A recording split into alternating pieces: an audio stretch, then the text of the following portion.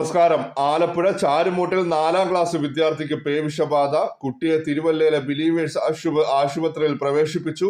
3 മാസം മുൻപ് കുട്ടിയുടെ ദേഹത്ത് നായ ചാടി വീണിരുന്നു. മുറിവുകൾ ഇല്ലാത്തതിനാൽ വാക്സിൻ എടുത്തിരുന്നില്ല. ആലപ്പുഴ ചാരുമൂട്ടിലാണ് ഈ സംഭവം നടക്കുന്നത്. 3 മാസങ്ങൾക്ക് മുൻപാണ് ഈ കുട്ടി സൈക്കിളിൽ പോകുന്ന സമയത്ത് താഴെ വീണിരുന്നു.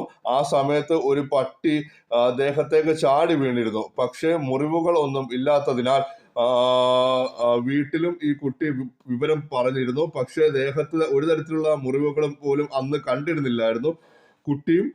കുട്ടിയുടെ മാതാപിതാക്കളും പറഞ്ഞത് അതുകൊണ്ട് തന്നെ ആശുപത്രിയിൽ കൊണ്ടുപോവുകയോ അല്ലെങ്കിൽ വാക്സിൻ എടുക്കുകയോ ചെയ്തിരുന്നില്ല. പിന്നീട് രണ്ടാഴ്ചയ്ക്ക് മുൻപാണ് കുട്ടിക്ക് ചില അസ്വാഭാവികമായ രീതിയിലുള്ള കാര്യങ്ങൾ ശ്രദ്ധയിൽപ്പെട്ടത്.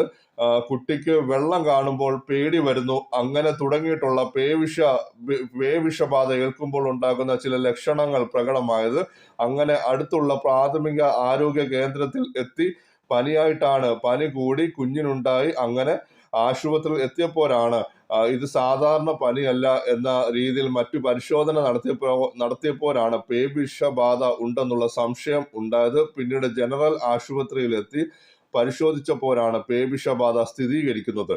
അങ്ങനെ കുഞ്ഞിനെ ഇന്ന് രാവിലെയോടെ കൂടിയാണ് തിരുവല്ലയിലെ ബിലീവേഴ്സ് ആശുപത്രിയിലേക്ക് ചികിത്സയ്ക്കായി കൊണ്ടുപോയിട്ടുള്ളത്.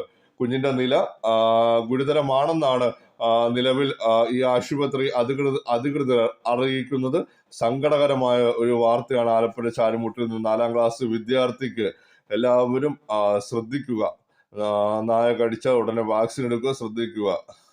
ദയവായി ചാനൽ സബ്സ്ക്രൈബ് ചെയ്യുക, ലൈക്ക് ചെയ്യുക, ഷെയർ ചെയ്യുക. നന്ദി, നമസ്കാരം.